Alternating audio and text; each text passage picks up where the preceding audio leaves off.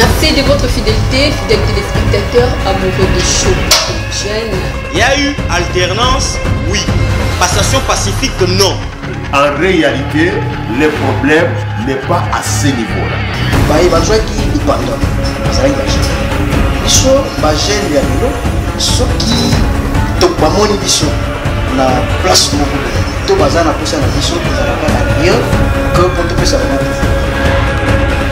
La difficulté se trouve au niveau supérieur. Les jeunes sont vraiment difficilement éduqués. Pas la propriété pour les femmes, c'est de voir sa vie progresser.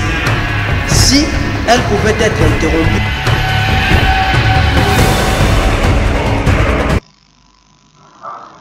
Entre deux mots, il faut choisir le moindre. Bienvenue à votre émission qui ne cesse de vous amener juste à la découverte de la littérature. Aujourd'hui, les amoureux juste de la lecture ont la chance de découvrir encore une nouveauté de l'apparition avec le révérend Paul Richard Bandy sur les sorties de prison des sorcelleries. Donc on va en parler par rapport à cette thématique et surtout que ça cadre avec son nouveau ouvrage qui vient juste d'avoir naissance. Révérend, bonjour et bienvenue. Bonjour Madame Benali et bonjour au peuple de Dieu qui est en train de nous suivre partout dans la ville.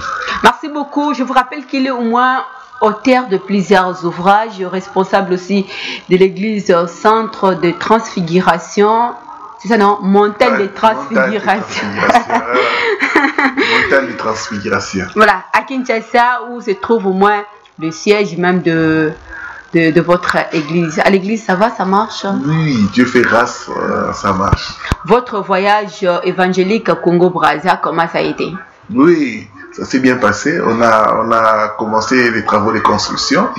Là, je vais repartir encore la semaine prochaine pour accélérer les travaux. Sinon, ça se passe bien. Merci beaucoup, pasteur. De toute façon, moi, j'ai quand même eu cette opportunité d'être avec vous, de présenter l'émission avec vous, de vous découvrir à travers vos œuvres. Et des fois, c'est les 7. Aujourd'hui, vous quittez les 7 parce que pour nous faire sortir au moins des prisons de sorcellerie. Qu'en est-il exactement?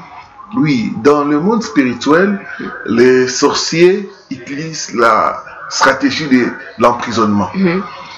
On peut emprisonner quelqu'un dans une situation et la personne fait des efforts pour sortir, mais la personne n'arrive pas. Et souvent, quand quelqu'un est emprisonné, la personne a besoin de l'aide. Et c'est cela que j'expose dans mon livre. Parce que dans mon ministère pastoral, j'ai reçu beaucoup de cas de gens. Et en les écoutant, et en voulant les aider, j'ai compris que les personnes se trouvaient dans les prisons. Les gens qui avaient des qualités, qui étaient vraiment doués, mais qui n'arrivaient pas à s'en sortir, qui tournaient en rond parce qu'emprisonnés. Comme je dis toujours, une personne dans la prison perd la liberté. Tout domaine où tu vois que tu n'es pas libre, libre d'avancer, libre de dire non, sache que c'est déjà une prison et que tu as vraiment besoin de la lumière de Dieu pour sortir de cette prison-là. Voilà, comme nous parlons moins de sortir de prison, de sorcellerie, une question que plusieurs personnes vont se poser aussi en même temps que moi au plateau ici. Que faut-il retenir sur la prison actuellement? Oui, comme je dis que la prison, c'est une situation où on est privé de liberté. C'est une situation où on est enfermé. C'est une situation où on n'arrive pas à sortir de soi-même. C'est cela un peu qu'on peut retenir comme une prison. Toute situation où la personne n'arrive pas à sortir de ses propres forces. Toute situation où la personne est privée de liberté. Toute situation où la personne n'arrive pas à avancer. Parce que quand on est en prison, on est privé de liberté. Quand on est en prison, on fait du surplace. Quand on est en prison, on ne sait pas dire non. Quand on est en prison, on n'avance pas.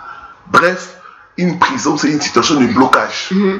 Qu'avez-vous observé de toute façon pour nous mettre aussi en tel livre à notre disposition et surtout à la disposition du peuple de Dieu?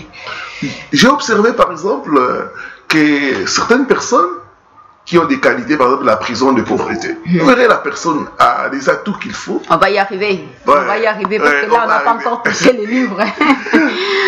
C'est juste un exemple. Vous savez que la personne a des qualités, tout ça, la personne n'arrive pas à sortir de la pauvreté. Tous les efforts que la personne fait ne fait que tourner en rond. Ce n'est pas le manque de courage ou bien le manque d'initiative. Non, il y a des gens qui sont courageux. Ils sont courageux, qui sont des personnes battantes. Mais n'arrivent pas à sortir parce que spirituellement, on l'a enfermé. Vous devez savoir, madame, que le spirituel contrôle le physique. Si spirituellement, ça ne va pas, physiquement aussi, ça ne va pas marcher. Donc, le démarche de père. Oui, oui. Il faut d'abord qu'il y ait un déblocage dans le domaine spirituel pour que dans le domaine physique, nous voyons la personne avancer. Malheureusement, beaucoup de gens ont été freinés, emprisonnés dans le monde spirituel.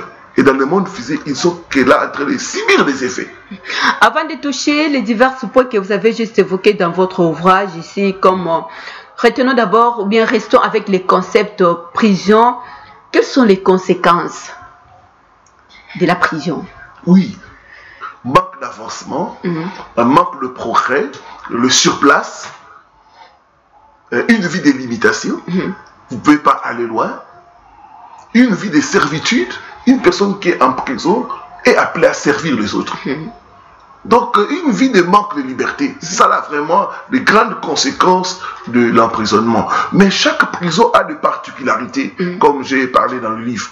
Donc, je vais vraiment conseiller aux gens... Chaque prison a des particularités, comme vous l'avez juste évoqué. On va aller, parce que vous avez cité quand même tant de points, on va aller mollo, la pauvreté, le célibat, la maladie et le cimetière. Mais ce qui m'a beaucoup plus intéressé, parce que ici, vous avez quand même précisé que la Bible utilise les mots pauvre 178 fois. Oui. Ah, c'est quelque chose d'intéressant, pasteur. Oui, donc la Bible parle de la pauvreté. Elle est contre ou bien elle est pour... Non, notre Dieu n'est pas pauvre. Donc, la Bible nous parle de la pauvreté pour montrer que c'est possible de sortir de la pauvreté. Donc, nous voyons tous ceux qui ont marché avec Dieu. Les 178 ici, quand même, tellement nombreux. Oui, tous ceux qui ont marché avec Dieu n'étaient pas des gens pauvres. Ils ont été bénis par les saints, ils sont sortis de la pauvreté. Donc, la Bible en parle pour montrer que la pauvreté existe. La pauvreté est réelle. Mais aussi, la Bible nous donne des pistes de solutions pour sortir de la pauvreté. Nous devons savoir que Dieu n'a pas créé la pauvreté. La pauvreté est venue suite à la chute de l'homme avec le péché. Donc pour Dieu, le plan de Dieu pour son peuple reste l'abondance. Jean 10, il dit, je suis venu pour que mes brebis aient la vie, qu'elles soient dans l'abondance. Donc la pauvreté, en fait, s'il faut le conclure, c'est un péché. La pauvreté ne vient pas de Dieu. On ne peut pas dire que... Est-ce que c'est un péché? Être pauvre, c'est un péché, non. Mais être pauvre, c'est être limité. Être pauvre, c'est être handicapé pour bien réaliser les plans de Dieu. Parce que Dieu nous appelle à être les sources de bénédiction. Comment tu vas aider les autres si tu es toi-même pauvre? Vraiment. C'est pourquoi, quand nous voyons maintenant, il y a une pauvreté qui est due par envoûtement. C'est que je parle dans le livre, la pauvreté par envoûtement. Comment ça? Oui. Comment ça, pasteur? Oui, il y a des gens qui sont enfermés dans le monde spirituel pour ne pas être riches, pour souffrir de la pauvreté. J'ai donné des cas dans mon ministère que j'ai reçu des gens qui étaient vraiment liés, emprisonnés dans la pauvreté, envoûtés pour être pauvres. Je donne un exemple. J'ai même donné ça dans les livres. Vous avez des gens, dès qu'ils ont l'argent, les enfants tombent malades. Vous avez des gens, dès qu'ils ont l'argent, ça part en fumée. Ils te disent, oh, je ne comprends pas d'où part mon argent.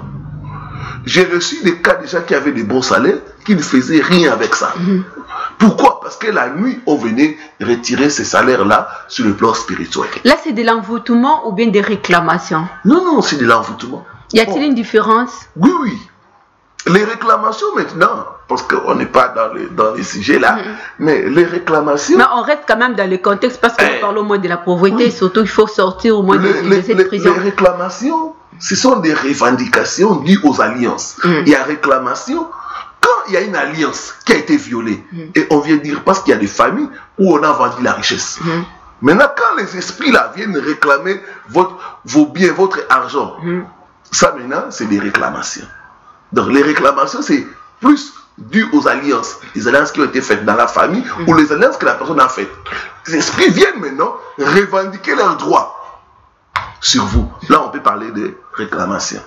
Donc, les réclamations existent, c'est réel aussi. Les réclamations ont pour but de ramener les gens à ce qui a été convenu dans les alliances. Et puis l'envoûtement. L'envoûtement, c'est juste une attaque. On t'attaque, on veut te nuire, on veut te faire du mal. On ne veut pas que tu puisses réussir, on veut que tu puisses souffrir de pauvreté. C'est comme ça que je donne l'exemple. Quand quelqu'un a l'argent, les enfants tombent malades. Chaque fois une personne veut s'organiser, il y a des problèmes qui viennent, qui les déstabilisent. Il y a des gens qui investissent à perte. Tout l'argent qu'ils mettent, il ne fait que perdre. Et quand vous entrez sur le plan spirituel, on a dit, on a déclaré une malédiction, on a fait des rituels pour qu'ils ne puissent pas réussir, pour qu'ils ne puissent rien faire avec l'argent. Je reçois beaucoup de cas des gens, les hommes d'affaires, ils investissent toujours à perte. Là où il met son argent, il perd toujours. L'argent doit partir. Parmi les points de prison, de pauvreté que vous avez évoqués ici, premièrement, c'est le manque de nourriture. Oui, quand est-ce qu'un manque de nourriture peut devenir comme étant une prison? Non, là j'ai défini la pauvreté. Ok. Qu'est-ce que la pauvreté? C'est le manque de nourriture. La pauvreté, c'est quand quelqu'un n'arrive pas à subvenir aux besoins essentiels de la vie. Manque de nourriture, manque de logement. Donc les besoins essentiels. Quand quelqu'un n'arrive pas à subvenir aux besoins essentiels, là nous pouvons dire que la personne souffre de pauvreté. Les conséquences? Il y a beaucoup de conséquences de la pauvreté. Ça vous empêche d'aller loin, la pauvreté vous limite, la pauvreté vous détruit, la pauvreté même amène la mort précoce. Il y a des gens qui meurent dans les hôpitaux parce qu'ils n'ont pas de moyens de se faire soigner. Exactement. Il y a des gens qui n'arrivent pas à envoyer leurs enfants à l'école parce qu'ils n'ont pas de moyens. Donc la pauvreté vraiment c'est un ennemi. La pauvreté c'est le diable. Que faut-il faire pour sortir de la prison de la pauvreté? J'aimerais d'abord répondre pourquoi, comment, les causes de la prison. Les causes des pauvres. La première cause, ça peut être la malédiction. Il y a des gens qui sont sous les malédictions. On a prononcé des malédictions sur votre famille. Et la pauvreté peut être due à une malédiction qui est sur la famille. Deuxièmement, ça peut être un mauvais sort. Quelqu'un qui veut te faire du mal, il peut t'emprisonner dans la pauvreté. Et troisièmement, ça peut être un envoûtement au-dessus de la paresse. Il y a des gens qui sont paresseux, mais c'est un envoûtement. La personne ne fait que dormir, la personne n'est que dans les distractions. Au lieu de se concentrer sur l'essentiel de la vie. Ça peut aussi. Est-ce qu'un endroit, un millier, une commune, peut-il ou bien peut-elle être au moins juste un lieu de la pauvreté pour quelqu'un, pour un enfant de Dieu? Oui, maintenant il y a des milliers. Le problème des lieux et des milliers, ça peut jouer. Parce que c'est dans un milieu reculé. Votre vision, ça va toucher votre vision. Vous n'allez pas voir loin. Donc les milliers peuvent aussi jouer dans la façon de maintenir quelqu'un dans la prison. Quand vous êtes dans un milieu pauvre, surtout les gens qui viennent des familles pauvres, si ils ne sortent pas de cela spirituellement, ils risquent de reproduire les mêmes choses. Voyez un peu ce que je suis en train de dire. Dans le milieu aussi, un facteur important qui peut jouer aussi dans l'emprisonnement de la pauvreté ou ainsi de suite. Les conséquences, alors là, c'était les causes. Les conséquences de la pauvreté. Il y a beaucoup de conséquences. Comme j'ai tout à l'heure dit, on ne va pas aller loin, on tourne sur place. Incapacité de répondre aux besoins essentiels de la vie. Mort précoce, manque d'éducation. Donc c'est un cercle vicieux. La pauvreté, c'est comme un cercle. On ne fait que tourner en rond. On ne fait que tourner en rond. Nous avons aujourd'hui des enfants de la rue, c'est la pauvreté. Les parents n'arrivent pas à éduquer les enfants. Et ces enfants-là deviennent des koulouna. Parce que si les enfants étaient allés à l'école, ils auraient eu un avenir meilleur. Donc la pauvreté détruit aussi la destinée des gens, l'avenir des gens. Comment sortir alors de cette crise, de cet emprisonnement? Oui, nous avons donné des solutions spirituelles et physiques. La prière, très important, la prise de conscience. Vous devez prendre conscience et chercher le Seigneur et combattre dans la prière les esprits de pauvreté. Parce que derrière cela, il y a un esprit de pauvreté qu'on envoie. Donc combattre cet esprit-là de pauvreté. Mais un autre aspect aussi, c'est le renouvellement de l'intelligence. Ça vient par les enseignements, tout ça. C'est important que les enfants de Dieu puissent être renouvelés dans leur intelligence. On a compris, par l'étude des nations, on a compris que les nations pauvres sont des nations où l'éducation est bafouée. Le cas de notre pays, nous sommes pauvres parce que l'éducation, qui est le secteur prioritaire, est bafouée. Donc la connaissance aussi libère de la pauvreté. Les pays développés, ce sont des pays où l'éducation est au top.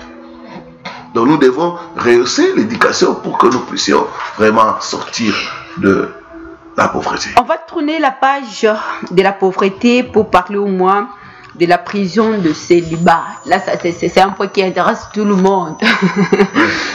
Le célibat, c'est une maladie.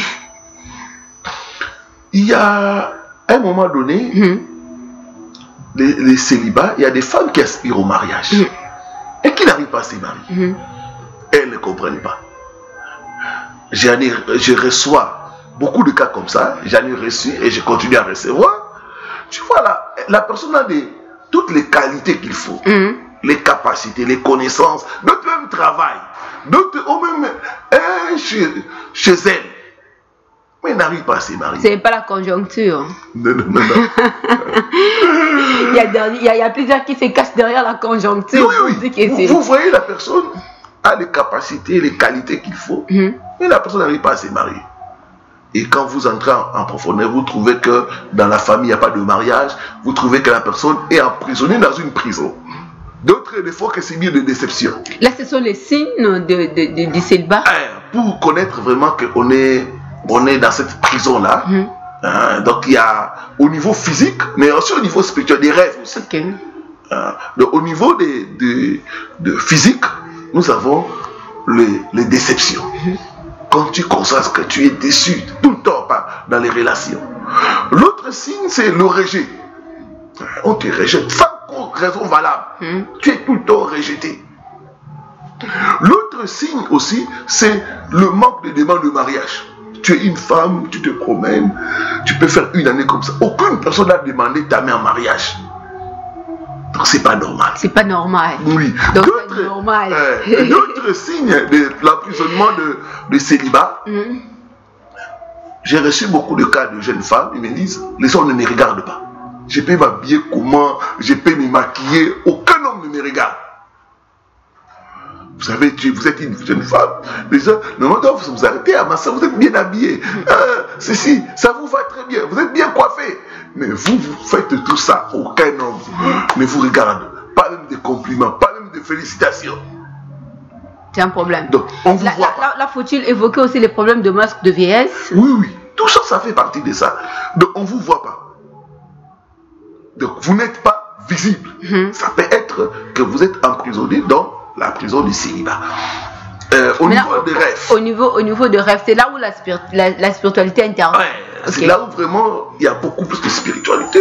Vous avez toujours des rêves, des couches de nuit. Ou d'autres appellent ça les rêves humides. Vous êtes tout le temps mouillé, vous avez des relations intimes la nuit. Ça peut être signe que vous êtes dans une prison de célibat. Donc en fait, spirituellement, vous êtes marié la nuit, ce qui fait que la journée, vous ne pouvez pas vous marier.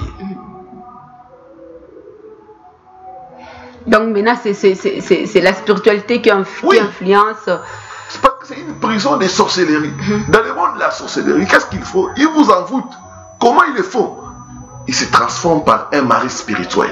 Il vient, il a des rapports intimes avec toi, et tu constates que depuis, là, tu vois un homme venir s'accoupler avec toi la nuit, et la journée, pas de demande de mariage, la journée c'est des déceptions, la journée c'est des complications. Cette histoire de mariage, pour toi, ça ne marche pas. Donc c'est le signe que tu es dans une prison de célibat. Quelle en est la cause, pasteur? Oui, très bonne question, madame. Première cause, ça peut être la famille. La famille d'où vous venez. Il y a des familles où on a vendu les mariages. Il y a des familles où tu regardes, il n'y a pas de mariage. Tu peux avoir des enfants autant que tu veux, mais jamais un homme ne peut te doter. Et ça, c'est dans toute la famille. Tu regardes, il n'y a pas de femme dotée, il n'y a pas de femme mariée.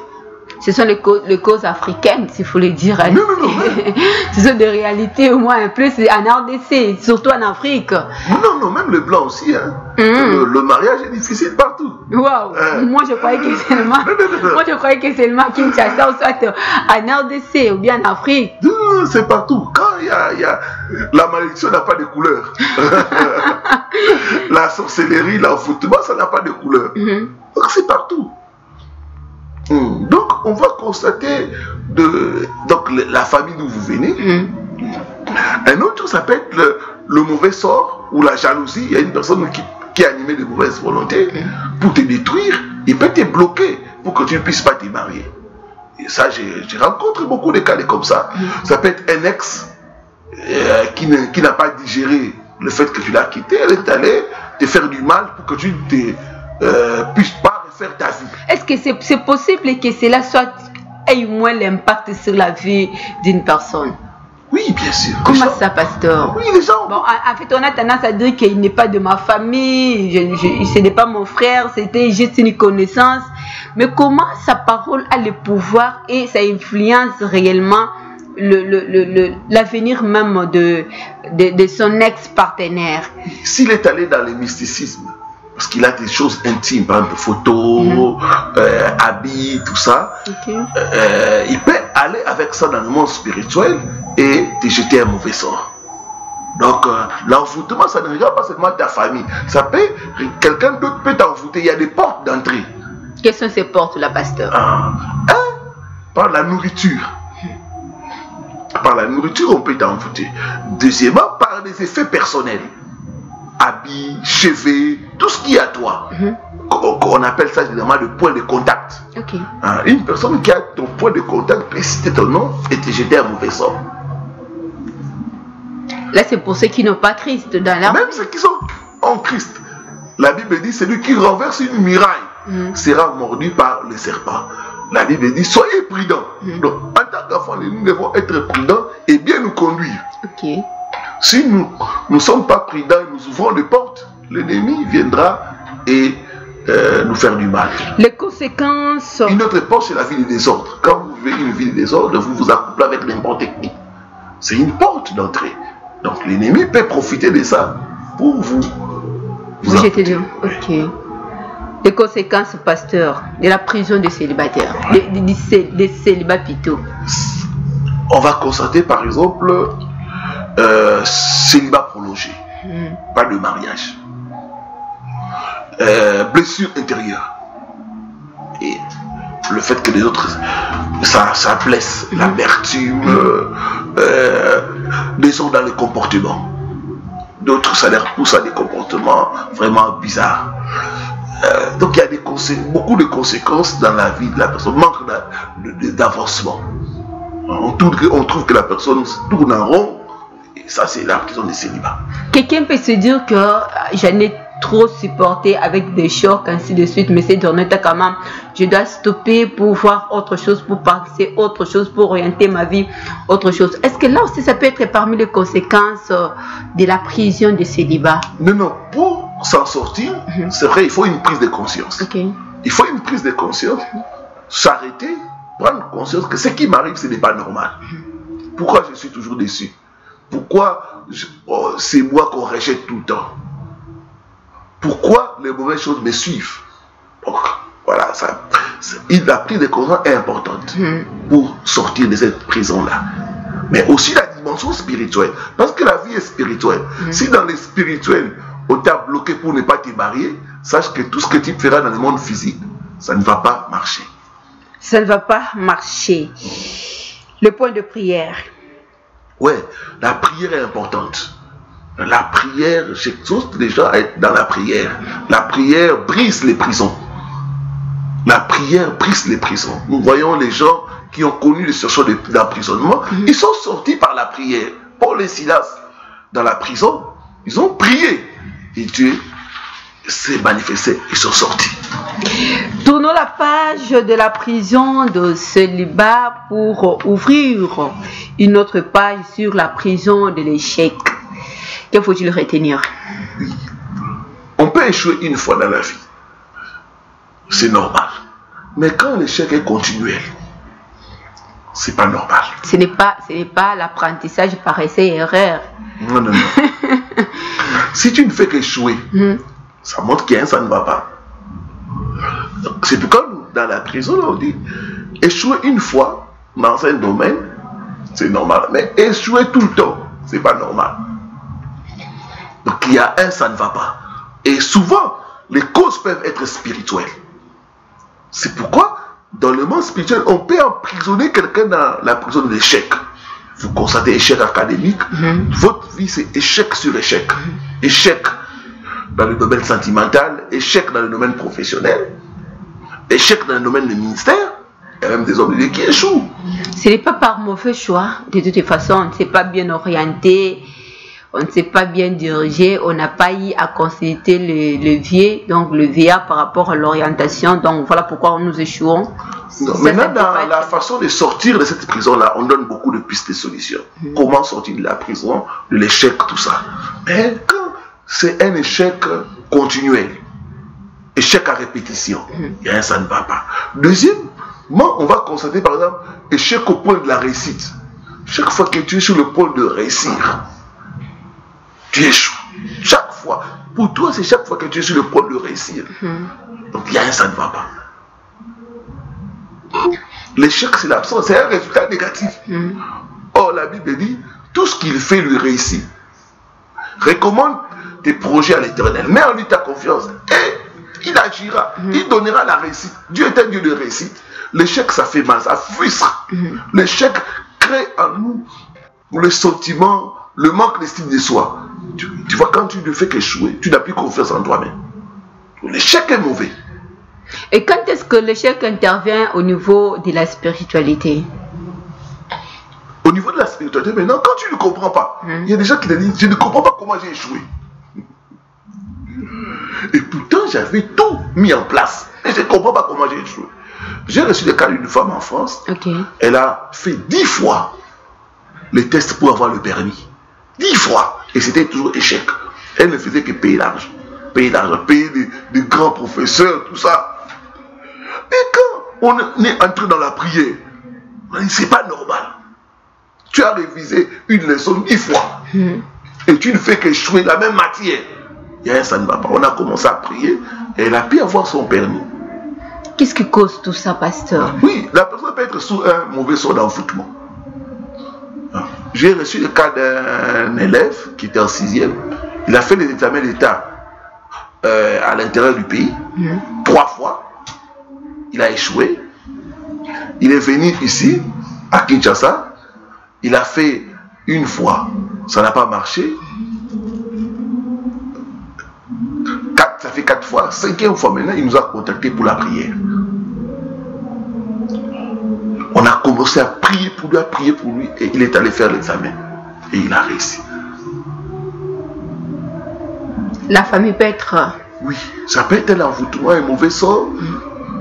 Ça peut être qu'on t'a emprisonné pour ne rien faire. Pour que ta vie soit un échec. Pour que tu puisses rater les opportunités. Il y a des gens qui ne font que rater les opportunités. Donc c'est l'ennemi. Et dans ce sens-là, quelles seraient les conséquences? La frustration, la déception, le manque de confiance. Parce que quand tu ne fais qu'échouer, tu n'as plus confiance en toi-même. Exactement. Donc c'est vraiment une situation désagréable. L'échec ne vient pas de Dieu. L'échec est causé par le diable. Donc nous pouvons tirer des leçons, certes, de nos échecs, mais on ne continue à échouer, c'est pas normal. C'est facile d'en sortir de cette situation. Oui, oui. Il y a des pistes de solutions. La prière, le jeûne, combattre l'esprit d'échec. Il y a un esprit spirituellement. Il faut utiliser les armes spirituelles, la parole. La parole de Dieu est une arme pour combattre l'échec. Il a dit dans sa parole, Josué 1, verset 6, que ce livre de la loi ne quitte point ta bouche. Mais c'est alors que tu réussiras dans toutes tes entreprises. On dit dans toutes tes entreprises. Donc, Dieu veut que nous puissions réussir dans toutes nos entreprises. Dieu n'est pas un Dieu d'échec. Dieu est un Dieu de réussite. Quand j'ai compris ça, ça m'a bouleversé. J'ai dit, oh, Dieu est un Dieu de réussite. Donc, je ne peux pas ressembler à Dieu en échouant. Non. Il a dit, vous serez la tête. et non la guerre. Quand un homme de Dieu assidu dans la parole de Dieu, c'est vraiment un homme qui marche dans la crainte de la parole, ainsi qui respecte au moins le principe de Dieu, mais sa vie fait que jouer. Est-ce que ça c'est un problème de la famille ou bien c'est un problème de la relation de lui avec son créateur? Comme il marche avec la crainte de Dieu, mais rien ne marche. Il a une bonne relation. Maintenant, comme rien ne marche, il est combattu par le diable. Le diable ne fait pas son avancement. Donc, il doit s'élever dans le combat spirituel. Okay. Donc, tu marches en bonne relation avec Dieu. Rien ne marche dans ta vie. C'est que c'est l'ennemi. Donc, il faut s'élever maintenant, combattre cet ennemi-là en utilisant les armes que Dieu nous a données. Éphésiens 6 dit, on dit prenez toutes les armes de Dieu afin de repousser le diable.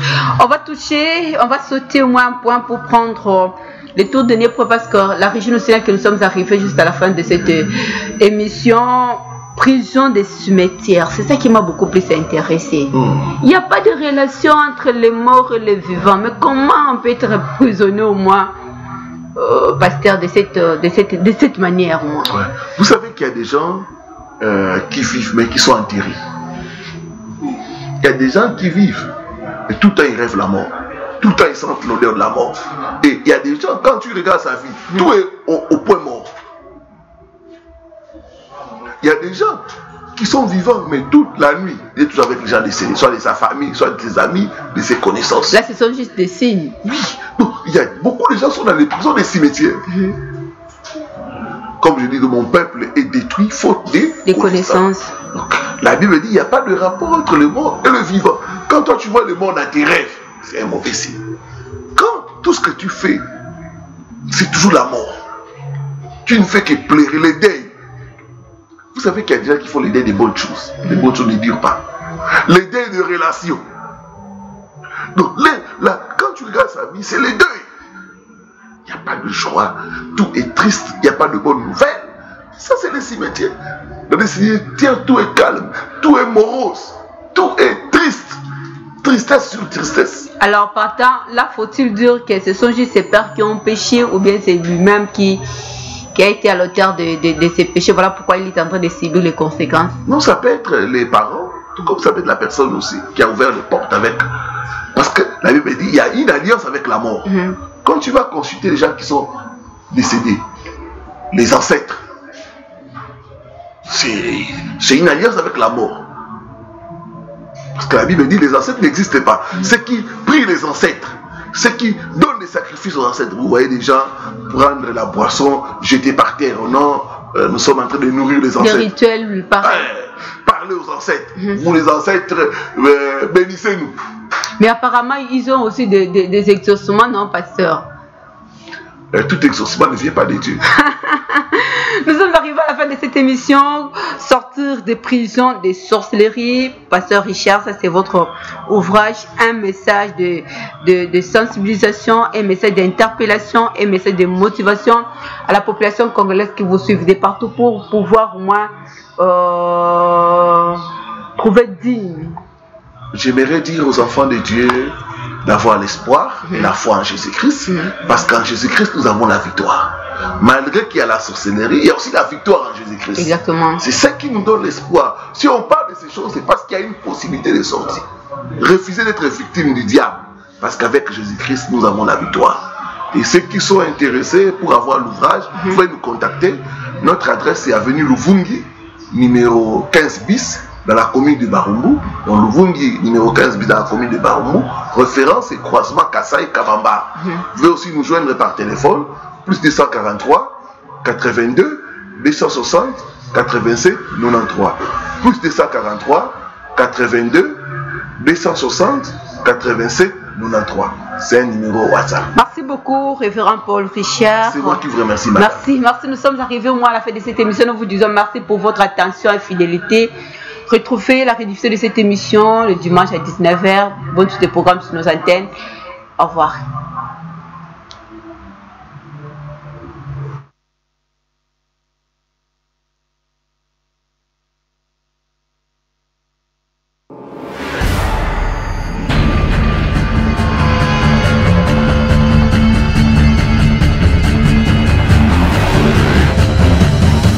Merci de votre fidélité, fidèles téléspectateurs, amoureux de show.